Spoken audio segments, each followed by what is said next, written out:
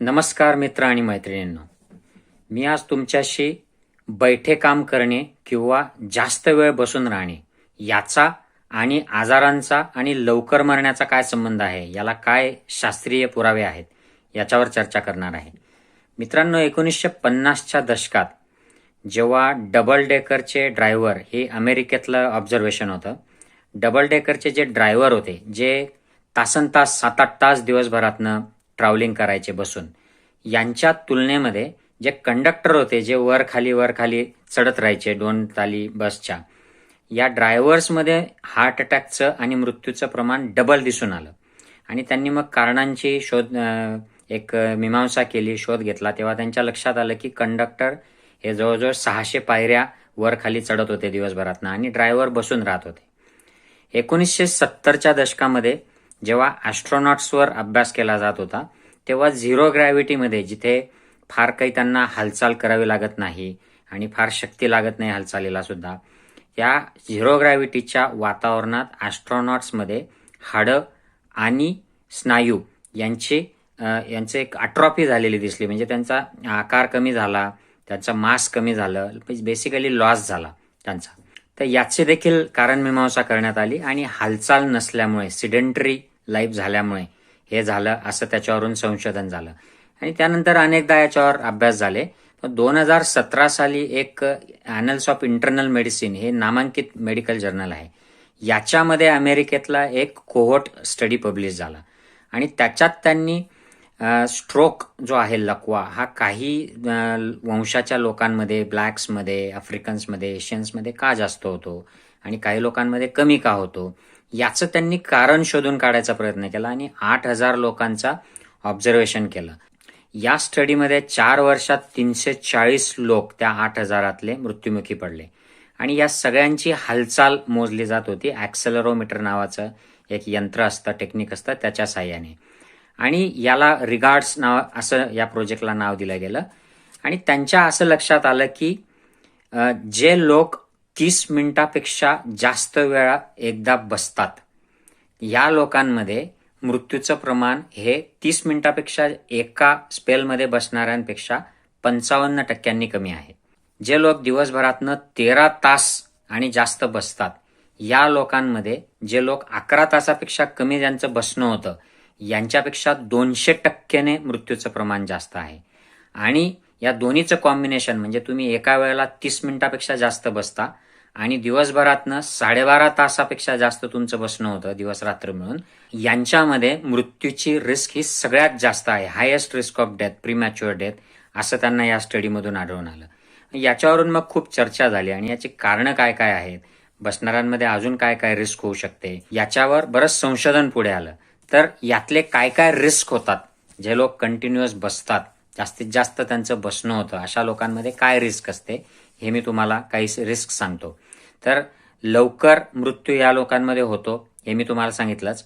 डिमेन्शियाचा त्रास या लोकांना जास्त होतो, ज्यांचं बसणं, बैठे काम जास्त आहे. हृदयाचे विकार, टाईप 2 डायबेटीस, स्ट्रोक म्हणजे लकवा, ब्लड प्रेशर वाढणे, फॅट्स वाढणे रक्तातले, कोलेस्ट्रॉल वाढणे, ओबिसिटी म्हणजे वजन वाढणं, लठ्ठपणा. आणि काही लोकांचं तर असं म्हणणं आहे की सिटिंग जेव्हा तुम्ही जास्त करता, तेव्हा तुम्ही जर व्यायाम करत असाल, दिवसातला 1 तास व्यायाम, आणि असं जर तुम्ही 7 दिवस सिटिंग करत राहिलात पण 1 तास व्यायामही करत राहिलात, तर त्या व्यायामाचा इफेक्ट हा पूर्णपणे न्यूट्रलाइज होतो. जर तुम्ही दिवसभरातनं 7-8 तास बसत असाल, तर तो व्यायाम शून्य होतो, त्याचा फायदा होत नाही. तर मित्रांनो, बसणाऱ्यांमध्ये अजून काय काय होतं, तर डीव्हीटी, डीप व्हिनस थ्रोम्बोसिस, म्हणजे आपल्या ज्या आतल्या व्हेन्स आहेत, डीप, ज्या पायांमध्ये, शरीराच्या आतल्या भागांमध्ये, यांच्यामध्ये रक्त गोठून गुठळ्या तयार होतात आणि खूप डेंजरस सिच्युएशन असते. याच्याने हार्ट अटॅक, पल्मोनरी एम्बोलिझम, लकवा हे होऊ शकतात. यातून काही मानसिक विकार देखील उद्भवतात. या लोकांमध्ये एन्झायटी, डिप्रेशन, एकटेपणा वाढतो, जे लोक जास्त बसतात. मित्रांनो, मी क्रोनिक पेन स्पेशालिस्ट आहे आणि आम्ही जे बहुतांश लो बॅकएक, पाठीचे दुखण्याचे जे पेशंट्स बघतो, यांच्यामध्ये एक कॉमन फॅक्टर दिसून येतो, ते सिडेंटरी, इनॅक्टिव्ह असतात, जास्तीत जास्त बसतात. तर लो बॅकएक हा एक त्याचा दुष्परिणाम आहे. जास्त बसल्यामुळे आपल्या पायाच्या व्हेन्सवर दुष्परिणाम होतो, प्रेशर वाढतो आणि व्हेरिकोज व्हेन्सचं प्रमाण या लोकांमध्ये जास्त दिसून आलेलं आहे. बसण्यामुळे आणि इनॅक्टिव्हिटीमुळे मसल कमी होतो. मित्रांनो लक्षात घ्या, moment is equal to muscle. आपण हालचाल केली तर आपले स्नायू टिकून राहतील. आपण हालचाल नाही केली तर स्नायू अट्रॉफी होतील, त्यांचं मास कमी होईल. त्यामुळे स्नायूंचं मास कमी होतं, हाडांचं मास कमी होतं, त्यात ठिसूळपणा येतो, त्याला ऑस्टिओपोरोसिस म्हणतात. आणि इझी फ्रॅक्चर होणे आणि स्पाईन, आपला जो स्पाईन आहे पाठीचा कणा, याचे डॅमेज होणे, हे यासारखे वेगवेगळे आजार जास्त बैठे कामामुळे आणि सिडेंटरी लाईफस्टाईलमुळे होतात. याशिवाय काही असे देखील स्टडी पुढे आले आहेत की ज्याच्यामध्ये या बसण्यातून जे दुष्परिणाम होतात यामुळे कॅन्सरची देखील शक्यता वाढते. तर अशा भरपूर दुष्परिणाम आहेत सिडेंटरी लाईफ आणि अति बसण्यामुळे. मित्रांनो, या 2 प्रमुख घटक आहेत. तुम्ही एका वेळेला 30 मिनिटापेक्षा जास्त बसता का आणि दिवसभरातून खूप जास्त बसता का? आता या स्टडी 2017च्या स्टडीमध्ये त्यांनी 12-13 तास म्हणलं आहे, पण कदाचित अजून पुढे अशा स्टडीज येतील आणि त्या सांगतील की 7-8 तास दिवसभरात सलग बसणाऱ्यांमध्ये ही रिस्क होऊ शकते. अजून तसे पुरावे आलेले नाहीत, पण मला अशी शक्यता वाटते. तर मित्रांनो, याचं कारण काय असावं?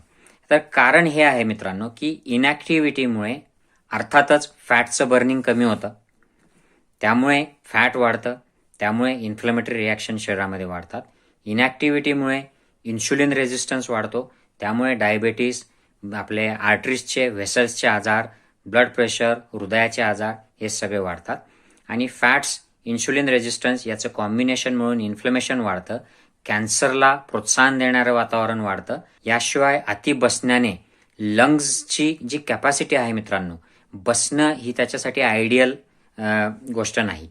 तुम्ही जर उभं असाल आणि काही ॲक्टिव्हिटी करत असाल तर लंग्सची कॅपॅसिटी वाढते आणि बसणाऱ्यांची लंग्सची कॅपॅसिटी कमी होते, कारण ते ज्या पद्धतीने बसतात त्यात छातीचा पिंजरा हा आकुंचन पावतो आणि त्यामुळे ऑक्सिजनचा सप्लाय देखील कमी होतो. आणि याचाच दुष्परिणाम म्हणून जास्त वेळ बसून राहणाऱ्यांना मेंदूचं काम देखील मंदावतं, कॉन्सन्ट्रेशन कमी होतं, डिसिजनची क्षमता कमी होते. याच्या जेव्हा खोलात आपण जातो तेव्हा ज्या वेगवेगळ्या ऑर्गनायझेशन्स आहेत यांचे रिकमेंडेशन्स आहेत आणि ते जन्मापासून आहेत.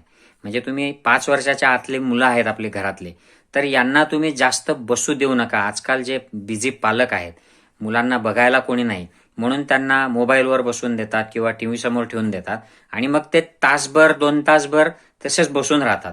आणि खरं म्हणजे त्यांचं बसायचं वय नसतं, त्यांचं इकडे तिकडे दुडूदुडू धावायचं वय असतं, ॲक्टिव्हिटीचं वय असतं, पण स्क्रीन मिळाला की ते बसून राहतात.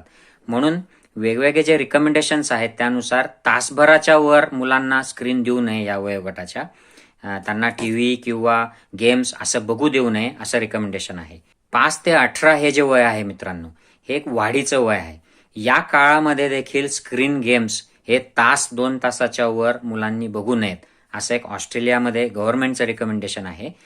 म्हणजे याचा अर्थ ते जेव्हा एका ठिकाणी बसतात आणि स्क्रीनवर बसून कॉन्सन्ट्रेट करतात तर त्यांनी 1-2 तास फक्त दिवसभरातनं करावं, त्याच्या पलीकडे करू नये, कारण त्याच्याने ते सिडेंटरी होतात, बसण्याचे दुष्परिणाम त्यांना दिसायला लागतात असं रिकमेंडेशन आहे. मग पुढचं जे 18 ते 60 जे ॲक्टिव्ह काम करणाऱ्यांचा वयोगट आहे, आता या गटातल्या बऱ्याचशा लोकांना ऑफिस वर्क असतं किंवा शॉपमध्ये वर्क असतं किंवा अनेक वेळेला यांना बसून कामं करावे लागतात. तर या वयोगटामध्ये 30 मिनिटाच्या वर जर तुमचं बसणं होत असेल तर एव्हरी 30 मिनिट्स तुम्ही ब्रेक घ्या. 1 ते 2 मिनिटाचा ब्रेक घ्या, त्याच्यामध्ये हालचाल करा. चहा कॉफीला जाल, कुठल्याही ब्रेकला जाल तर चालता येतं का बघा, थोडासा व्यायाम करा. मित्रांनो, मी यापूर्वी एक्झरसाइज कॅप्सूल नावाचा एक व्हिडिओ रिलीज केला आहे. दर अर्ध्या तासाला उठून तुम्ही एक 5 दंड काढा, 5 उठाबशा काढा, एक प्राणायाम करा, एखादं योगासन करा किंवा असं 2 मिनिटं कुठेतरी चालून या.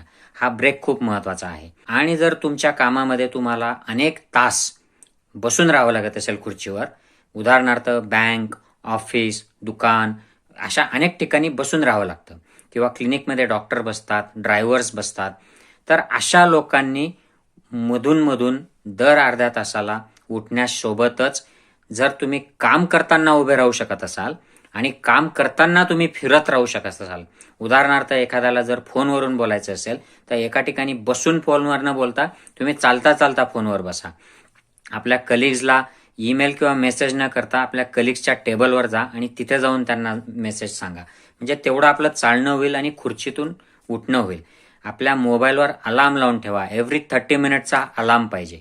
म्हणजे 30 मिनिट ब्रेक, 30 मिनिट नंतर एक ब्रेकसाठी तुम्ही उठायचं. 2 मिनिटं चहाला, टॉयलेटला गेलं की तिकडे अंग मोकळं करायचं, व्यायाम करायचा आणि परत यायचं. तर अशा पद्धतीने जर काम केलं आणि आजकाल हाय डेस्क येतात. तुमचा लॅपटॉप किंवा कम्प्युटर जर तुम्ही उंचावर ठेवला तर तुम्हाला उभं राहून काम करता येतं. म्हणजे थोडं थोडं पाय मोकळे करत, हालचाल करत तुम्ही काम करू शकता. तर असे अनेक पर्याय आहेत मित्रांनो. लिफ्ट न वापरणे, जिन्याने जाणे, सायकलने कामाला जाणे, बस किंवा ट्रेनमध्ये जर तुम्ही आता मुंबईसारख्या ठिकाणी लोक तास 2 तास एकाच ठिकाणी ट्रेनमध्ये बसतात. त्याच्याऐवजी अर्धा तास बसायचं, अर्धा तास उभं राहायचं, दुसऱ्याला बसू द्यायचं. कारण बसण्याने दुष्परिणाम होतात, हेच क्लिअर आहे. आणि उभं राहण्याने दुष्परिणाम होतात हृदयावर, याला पुरावे नाहीत. पण उभं राहिल्याने खूप प्रोटेक्शन मिळतं, याला देखील पुरावे नाहीत. म्हणून हालचाल करणं महत्त्वाचं आहे. तुम्ही 2 पावलं इकडे तिकडे फिरणं हे गरजेचं आहे. तर मित्रांनो, हे आहेत ॲडल्ट्समधले काही टिप्स. आता 60च्या पलीकडचे जे लोक आहेत, जे रिटायर्ड आहेत, ज्यांना दुसरे काही कुठले फारसे ॲक्टिव्ह उद्योग नाहीत, बहुतांश वेळ यांचा घरात जातो, टीव्ही समोर जातो. अशा लोकांनी काय करावं? कारण टीव्ही समोर जर हे लोक बसले आणि सिरियल्स बघत बसले तर यांचं तास, 2 तास, 3 तास उठणं होणार नाही. अनेक लोक मला माहीत आहेत की जे दिवसभर रात्री झोपेपर्यंत टीव्ही समोर बसून राहतात सोफ्यावर. तर या लोकांनी देखील दर अर्ध्या तासाला उठणं गरजेचं आहे. खरं तर टीव्ही आणि या स्क्रीन्स अवॉइड करून इतर काही आपल्याला जर ॲक्टिव्हिटीज करता आल्या, आपल्या मित्रांना भेटणे, ग्रुप्सना भेटणे किंवा घरातले काही छंद जोपासणे, नातवंडांशी खेळणे, उगाच काहीतरी ॲक्टिव्हिटी करणे, हे जर आपण केलं तर आपण टीव्ही समोर, स्क्रीन समोर जास्त बसणार नाही आणि त्याचे जे दुष्परिणाम असतात त्यांचा आपल्याला सामना करावा लागणार नाही. तर मित्रांनो, थोडक्यात असं की तुम्ही जास्त बसत असाल तर तुम्ही मृत्यूला आमंत्रण देत आहात. तुम्ही हालचाल करत असाल, मूव्ह होत असाल तर तुम्ही स्वतःला सुरक्षित ठेवत असाल. Movement is equal to muscle, movement is equal to health, movement is equal to life. I hope तुम्हाला या व्हिडिओमधून एक पॉझिटिव्ह मेसेज मिळालेला आहे. So keep moving, don't sit for a long period. Take care. Bye bye.